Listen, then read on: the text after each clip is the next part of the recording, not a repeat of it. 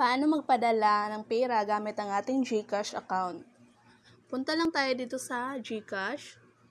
So, andito na ako. Tapos, punta tayo dito sa send. Magpapadala tayo ng pera sa aking kapatid. Konting amount. Pindutin natin itong express, send GCash quickly. So, ayan, medyo loading. Antayin lang natin kasi maulan ngayon.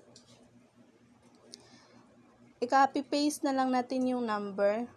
So, ayan. Type natin yung number dyan. Tapos, yung amount, ubusin na natin to, 675. Tapos, pindutin natin tong next. So, ito na.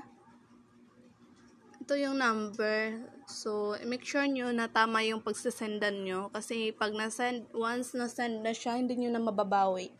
So, confirm transaction will not be refunded. Please make sure the mobile number and amount are correct. So, i-confirm lang natin to kasi correct to. I confirm that the details are correct. So, pindutin natin to para maging check. So, ayan na. Send. Pindutin natin yung send. So, magmi-message yung code.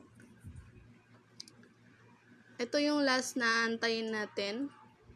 So, i-copy-paste lang natin yan. Submit. So, ito na. I-screenshot tapos i-send sa papadalahan natin.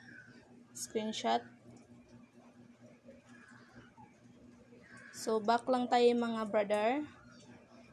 Magsasend ako sa aking brother ng resibo. So, ayan na.